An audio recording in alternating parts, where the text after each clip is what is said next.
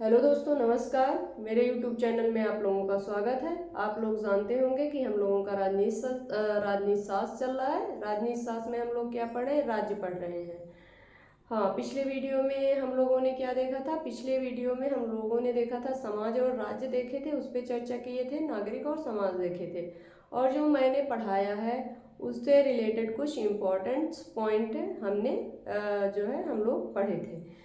तो चलिए, इस वीडियो में आज हम देखेंगे, क्या देखेंगे? आधुनिक राष्ट्र राज्य का उदय। लेकिन आपको हम बता दें, आधुनिक राष्ट्र राज्य का उदय हम बिल्कुल विस्तृत नहीं पढ़ाएंगे, क्योंकि पूछा भी नहीं जाता।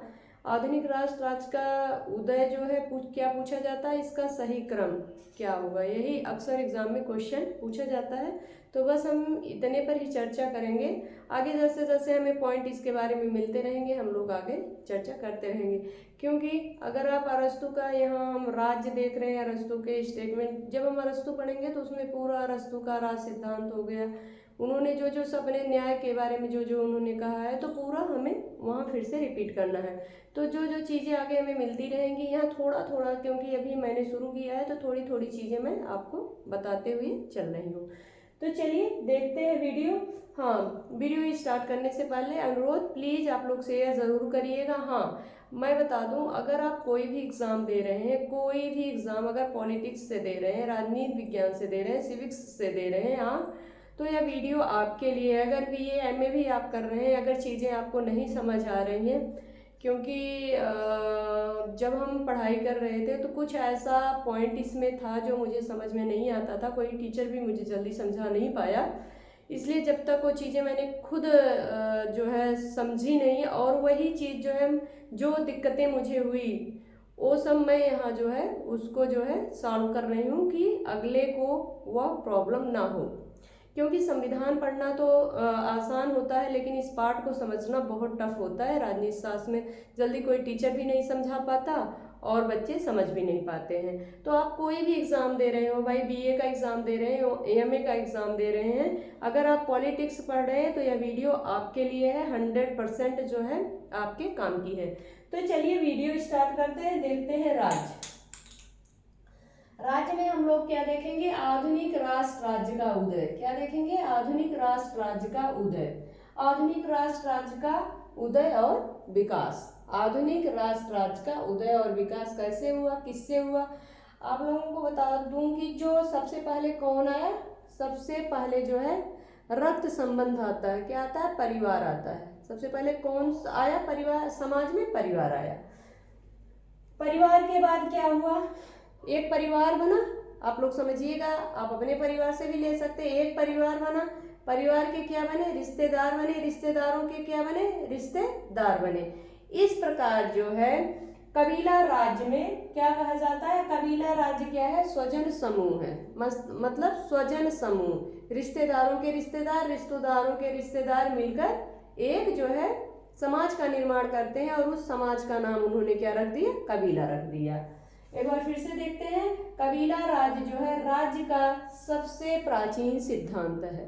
कबीला राज्य जो है राज्य का सबसे प्राचीन राज्य है। कौन? कबीला राज्य। इसमें क्या है? स्वजन समूह शासन व्यवस्था है। कौन सी व्यवस्था है? स्वजन समूह शासन व्यवस्था। स्वजन समूह शासन व्यवस्था में परिवार आया, परिवार के रिश्तेदार आए, रिश्तेदारों के रिश्तेदार आए, धीरे धीरे वह समाज विकसित हो गया, उसी का नाम क्या रख दिया गया? कबीला राज्य। आप लोग समझ गए होंगे। आप लोग सीधा समझिए, सबसे पहले जो है क्या आया? कबीला राज्य है, और हमें बहुत ज्यादा समझने का यहाँ जो है जरूरत नहीं है। और दूसरा कौन सा आता है? प्राच्य साम्राज्य। प्राच्य साम्राज्य जो नदियों के किनारे विकसित हुई, जो सभ्यता नदियों के किनारे विकसित हुई, जैसे नील नदी के किनारे जो सभ्यता विकसित हुई, गंगा नदी के किनारे जो सभ्यता विकसित हुई, उसी को हम लोगों ने क्या बोला? प्राच्य साम्राज्य।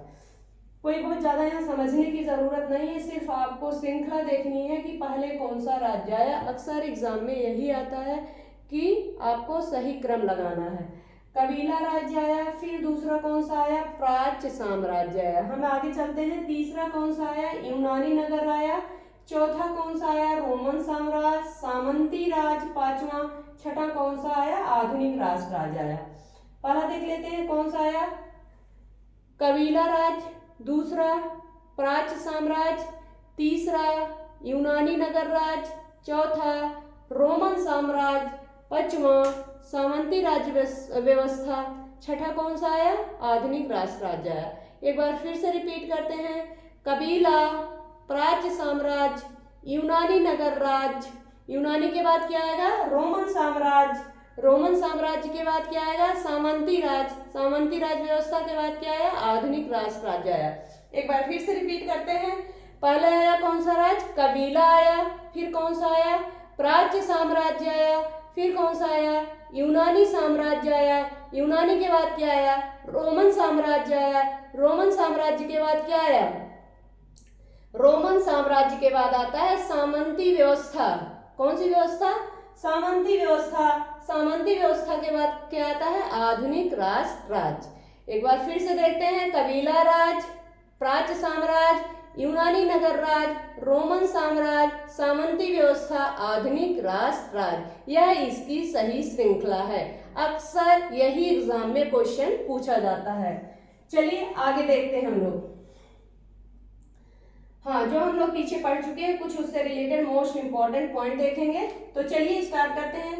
राज्य शक्ति है इसलिए उसे चुनौती मत दो, राज शक्ति है इसलिए उसे चुनौती मत दो बल्कि उसकी पूजा करो। यह किसकी परिभाषा है, यह किसकी परिभाषा है, राज्य एक शक्ति है उसको चुनौती मत दो बल्कि उसकी पूजा करो। यह किसकी परिभाषा है, राज्य एक शक्ति है, क्या है, राज्य एक शक्ति है उसको चुनौती मत दो बल्कि उसकी पूजा करो।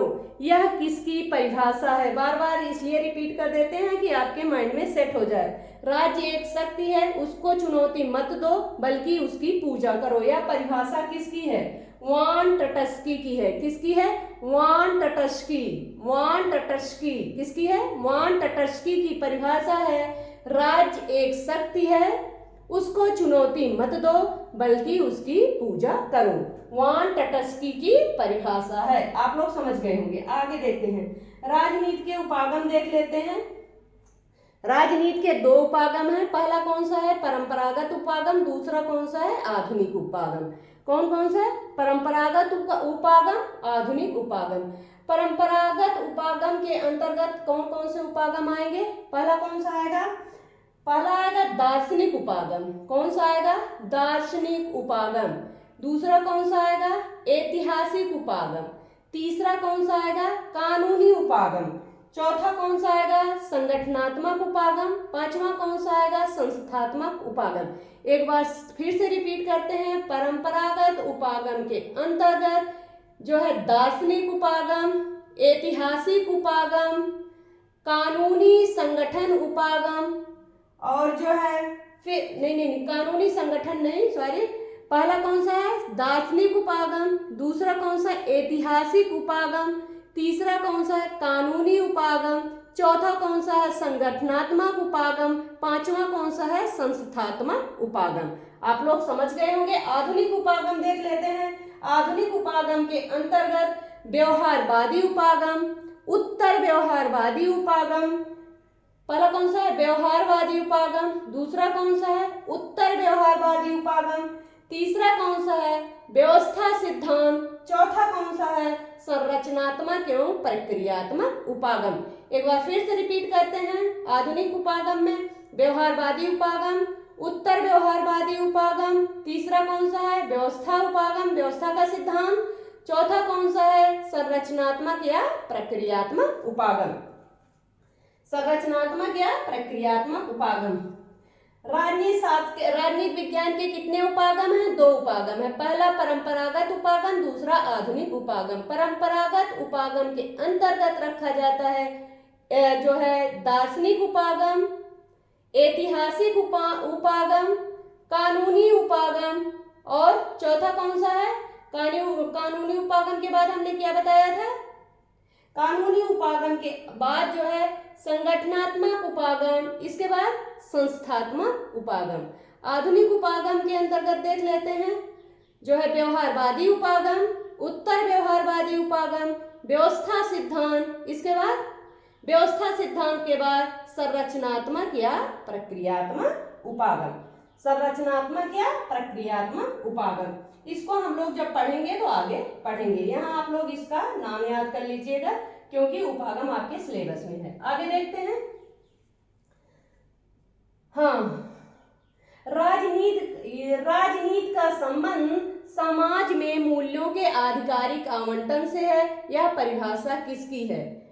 जो है राजनीति का संबंध समाज में मूल्यों के आधिकारिक आवंटन से है। यह परिभाषा किसकी है? राजनीति विज्ञान का संबंध समाज में आधिकारिक आवंटन से है। यह किसकी परिभाषा है? यह किसकी परिभाषा है? डेविड स्टन की। डेविड स्टन ने क्या कहा है राजनीति विज्ञान के बारे में? उन्होंने कहा है कि राजनीति विज्ञान जो है राजनीति का संबंध समाज में आधिकारिक आवंटन से। आधिकारिक आवंटन पर आप लोग ध्यान दीजिएगा क्योंकि अगर चाहे परिभाषा छोटी की जाती है या बड़ी की जाती है तो उसमें आपको एक शब्द जरूर देखने को मिलेगा। क्या? आधिकारिक आवंटन। आपको अगर आधिकारिक आवंटन कहीं दिखता है तो वह किसकी परिभाषा हो जाएगी? डेविड स्टन की। परिभाषा कोई रट नहीं सकता, आपको देखना है कि कौन सा शब्द पकड़ना है। तो आधिकारिक आवंटन इनकी परिभाषा चाहे जैसे घुमा फिरा के पूछी जाए लेकिन उसमें आधिकारिक आवंटन जरूर होगा। अगर कहीं आधिकारिक आवंटन है तो आपको टिक करना है किस पे? डेविड स्टन की। यह परिभाषा किसकी है? डेविड स्टन की है। राजनीति का संबंध समाज में मूल्यों के आधिकारिक आवंटन से है। यह परिभाषा डेविड स्टन की है। आगे देखते हैं। नागरिक शास्त्र शब्द की उत्पत्ति। नागरिक शास्त्र शब्द की उत्पत्ति सिविक और सिविटास से हुई है। सिविक का क्या अर्थ है? सिविक का अर्थ है नागरिक। सिविटास का क्या अर्थ है? सिविक का अर्थ है नागरिक, सिविटास का अर्थ है नगर राज्य। यही दोनों शब्दों के संयोग से क्या बना? नागरिक शास्त्र बना। सिविक और सिविटास जो है एक लैटिन शब्द है। एक बार फिर से रिपीट करते हैं। नागरिक शास्त्र जो है दो शब्दों से मिलकर बना है, सिविक और सिविटास। सिविक और सिविटास के संयोग से जो है नागरिक शास्त्र बना। सिविक का अर्थ होता है नागरिक और सिविटास का अर्थ होता है नगर राज्य। यह एक लैटिन शब्द है। आप लोग समझ गए होंगे। आगे बढ़ते हैं। नागरिक शास्त्र का अध्ययन देख लेते हैं। नागरिक शास्त्र किसका अध्ययन करता है? नागरिक शास्त्र जो है नागरिकता का अध्ययन करता है, नागरिक जीवन का अध्ययन करता है और नागरिक संस्थाओं का अध्ययन करता है। नागरिक शास्त्र किसका अध्ययन करता है? नागरिक शास्त्र जो है नागरिकता का अध्ययन करता है, नागरिक जीवन का अध्ययन करता है, नागरिक संस्थाओं का अध्ययन करता है। आप लोग समझ गए होंगे। आगे देखते हैं। हाँ, राज्य के आधार और सरकार के सिद्धांत पर विचार किसने किया? राज्य के आधार, ध्यान दीजिएगा, अगर कहीं यह परिभाषा पूछी जाएगी, चाहे घटा बढ़ा के पूछी जाएगी, लेकिन उसमें एक वाक्य जरूर रहेगा, राज्य के आधार और सरकार के सिद्धांतों पर विचार करती है। यह किसकी परिभाषा है? पीछे हम बता चुके हैं। अगर आप लोग पढ़े होंगे अच्छे से तो आप लोग के दिमाग में आ गया होगा कौन से राजनीतिक विचारक हैं, कौन से हैं? पॉल जैनेट है। पॉल जैनेट ने क्या कहा? राज्य के आधार और सरकार के सिद्धांतों पर विचार करती है। कौन? राजनीति विज्ञान। राजनीति विज्ञान जो है राज्य के आधार और सरकार के सिद्धांतों पर विचार करती है। यह परिभाषा किसकी है? पॉल जैनेट की है। आगे देखते हैं। राजनीति मूल्यों का आधिकारिक आवंटन है जो समाज में बाध्यकारी होते हैं। वही परिभाषा मैंने फिर से लिख दी है लेकिन थोड़ा इसमें भिन्न है। राजनीति मूल्यों का, देख लीजिए आप लोग कितनी परिभाषा। राजनीति का संबंध समाज में मूल्यों के आधिकारिक आवंटन से है। David Easton. राजनीति मूल्यों का आधिकारिक आवंटन, मैंने कहा था कि आपको क्या पकड़ना है? आधिकारिक आवंटन पकड़ना है।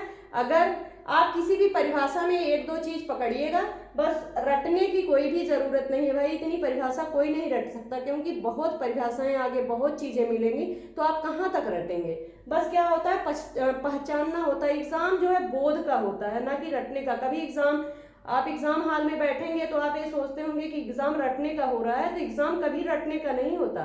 एग्जाम जो होता है आपकी समझ का होता है, एग्जाम हमेशा बोध का होता है। तो यहाँ पर आपको बोध अपना जागृत करना है। क्या करना है? आधिकारिक आवंटन। कुछ शब्द पकड़ने पड़ते हैं जो आपके दिमाग में उस टाइम क्लिक कर जाए कि यह परिभाषा इन्हीं की होगी।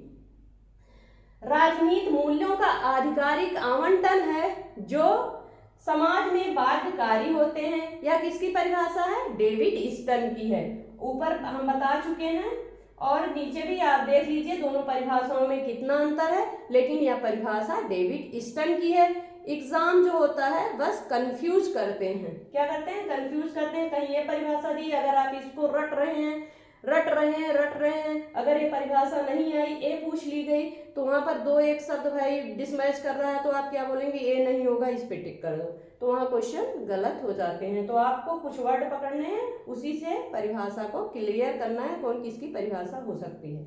आगे देखते हैं। राज या ओक चट्टान से उत्पन्न नहीं होता, बल्कि उसमें निवास करने वाले व्यक्तियों के चरित्र से बनता है। यह किसकी परिभाषा है? राज्य ओक या चट्टान से उत्पन्न नहीं होता, बल्कि उसमें निवास करने वाले व्यक्तियों के चरित्र से बनती है। यह किसकी परिभाषा है? यह प्लेटो की परिभाषा है। राज्य जो है ओक या चट्टान से उत्पन्न नहीं होती, बल्कि उसमें निवास करने वाले व्यक्तियों के चरित्र से बनती है। यह परिभाषा प्लेटो की है। आगे आप लोग समझ गए होंगे। आगे देखते हैं। राज्य का स्वरूप मूलतः निगम के समान है। यह परिभाषा तो आप लोग टिक कर सकते हैं। राज्य का स्वरूप मूलतः निगम के समान है। यह परिभाषा किसकी हो सकती है? मैकाइवर की है।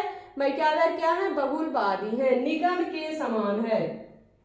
राज्य का स्वरूप मूलतः निगम के समान है, मतलब राज्य अन्य समुदायों की भांति समुदाय है। जो बहुलवादी विचारक होगा उसी की परिभाषा होगी। तो मैकाइवर क्या है? एक बहुलवादी विचारक है।